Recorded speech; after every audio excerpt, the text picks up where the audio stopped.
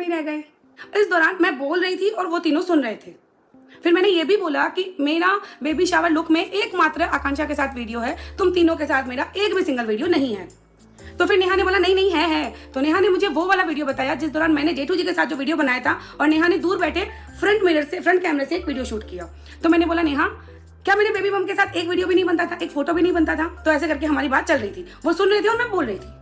तब तक हमारी कोई ऐसी नहीं हुई क्योंकि वो सारी अपनी गलती एक्सेप्ट कर रहे थे। उस दौरान सब वो तीनों लोग अपनी गलती एक्सेप्ट कर रहे थे। तब तक बिना नॉक किए, सबसे पहली बात कि अगर लेडीज लोग रूम में बैठी हो तो कोई भी जेंट्स का ये फर्ज बनता है कि दरवाजा नॉक करके घुसे, जबकि बगल वाले रूम में सारे जेंट्स बैठे थे और इधर वाले रूम में सारी लेडीज बैठी थी। तो सचिन जी आए, बिना नॉक किए सीधा दरवाजा खोला और रूम में घुस गए।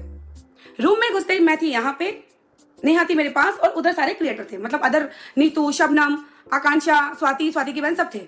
तो जैसे ही सचिन आया ना, उस दौरान मुझे वो सारी बातें याद आ गई जो मुझे शबनम बोल रही थी। वो सारी बातें मेरे दिमाग में घूमने लगी कि नेहा को आए हुए 10 मिनट भी नहीं हुए फिर सचिन आ गया।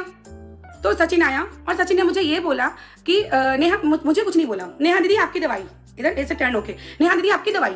तो मैंने बोला मुझे दे दो, तो बोला नहीं। तो फिर मैंने बोला नहीं चाहिए दवाई। फिर बोला उसने मैं नेहा दीदी के लिए लाया हूँ दवाई, नेहा दीदी दवाई। ऐसे करके 1-2 बार हमारी बहस हुई। फिर मैंने उसके हाथ से छीना और उसको बोला कि निकलो मेरे रूम से। फिर सचिन को मैंने ये बोला और सचिन तुरंत ही निकल गया मेरे रूम से। फिर सारे दोस्तों ने मुझ पर गुस्सा भी किया, लेकिन मैंने उनको यही बोला क्या 10 मिनट भी हम हमारी बातें नहीं कर सकते? क्या 10 मिनट भी वो बिना आए नहीं रह सकता था? तो इस बात पे हम तीनों चारों पांचों की डिबेट भी हुई थी रूम में। फिर जेठू जी आए, जेठू जी ने पूछा क्या हुआ, तो मैंने ये सारी बातें बताई। तो जेठू जी ने भी मुझे यही बोला कि सईदा तुझे नहीं चिल्लाना चाहिए था। फिर जेठू जी गए और सचिन को सॉरी बोल के उसको लेके आए थे। फिर मैं एकदम चुप हो गई, मैंने सॉरी नहीं बोला उसको। फिर मैं चुप हो गई। मैं पहले तो मैं बहुत रोई। फिर मैं चुप हो गई और फिर सचिन जाने से पहले सारा माहौल भी ठीक हो गया था, सारा माहौल ठीक हो गया था। फिर नीचे ड्रॉप करने जेठू जी गए थे सबको और मेरे अंदर कुछ बहुत दर्द वाला सीन चल रहा था। मुझे बहुत गंदा लगा था ये सारी चीजें। मुझे ऐसा लगता है कि जो मेरे मन में दुख रहा था कहीं ना कहीं सबके मन में दुख रहा था। मैंने एक बात मैं बोलूंगा, वो बहुत क्वेश्चन उठ रहा था ना कि वो बंद कमरे वाली बात थी। बंद कमरा तो लोग ऐसे बता रहे हैं जैसे पता नहीं कहा था वो। उस बंद कमरे में, ये दिन की बात है, मेरे ख्याल से 5 या 6 बजे की बात है, और उस बंद कमरे में थे 4 से 5 महिलाएं थी और महिलाएं आपस में बातें कर रही थी जिसमें कोई जेंट्स नहीं था। ये बंद कमरा, ये तो सबसे पहले उसको बताना चाहिए था जिसके घर की बात है। बंद कमरा क्या हुआ बंद कमरे में? बंद कमरे में हमारी इज्जत उछाली जा रही थी भाई। बंद कमरे में ये हुआ।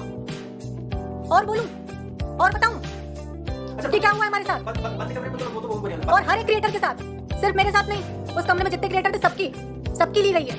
क्यों? मेरा मुंह मत खुलवाना। अगर मैंने बोला तो मैं सब कुछ बताऊंगी, सब कुछ। तो उस कमरे में बेइज्जती उस इंसान की नहीं हुई जिसका नाम आ रहा है। उस कमरे में बेइज्जती घर बुलाए बहुत सारे लोगों की हुई है, बहुत सारे लोगों की हुई है। बहुत सारे लोगों की मुझे नहीं पता स्पेशल फील कैसे करवाया जाता है। भाई तू प्रेग्नेंट है ना, मैं क्या करूं तेरे लिए? कैसे स्पेशल फील कराऊं मुझे बता। क्या करूं? चरण धोके पीऊं? क्या करूं मैं?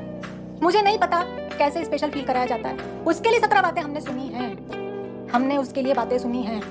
तो मेरा मुंह मत खुलवाना कि मैं इसके आगे भी कुछ बोलूं। अरे अब नहीं, अब मत। और अब अगर मेरा नाम सचिन या मनीषा के साथ लिया जाता है, अगर सचिन भैया के साथ मेरा नाम लिया जाता है, भाई बोल रही हूँ बार-बार, भैया, अगर मेरा नाम जा रहा हो, कान खोल कर सुन लो।